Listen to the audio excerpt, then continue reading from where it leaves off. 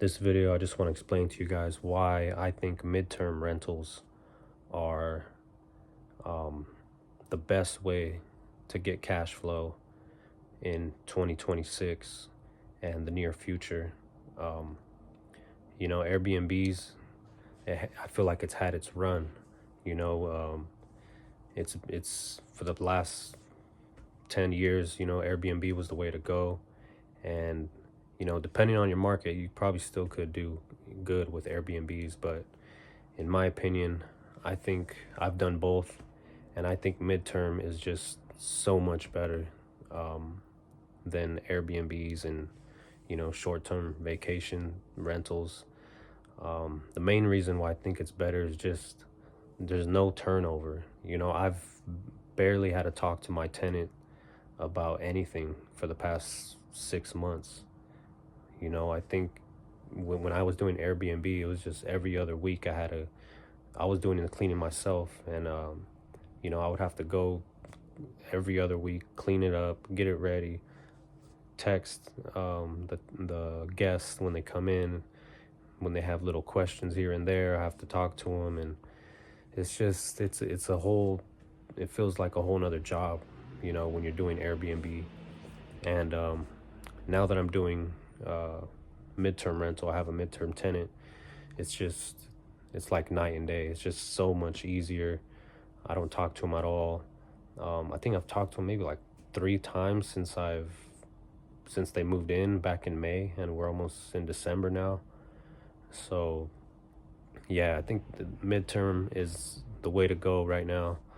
What I would do, if you have an Airbnb right now and you want to convert it into a midterm rental, start reaching out to these insurance companies, start reaching out to hospitals, and just do as much marketing on Facebook, on your social media platforms as you can. That's how I got my midterm tenant. Someone actually seen my Facebook profile, and they seen that I had a property in Bakersfield. And that's just, they had a insurance claim right there, so they connected me with the insurance company, and it went pretty smooth. Less than a month I had my tenant in there.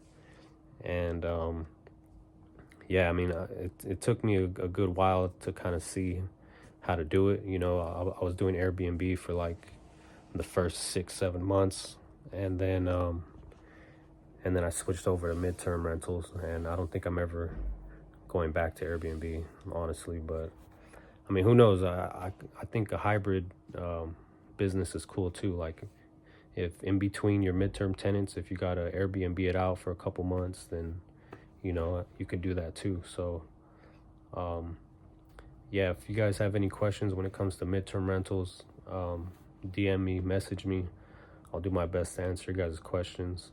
But yeah, as far as like getting your house ready for a midterm tenant, it's kind of, I really didn't even switch anything up.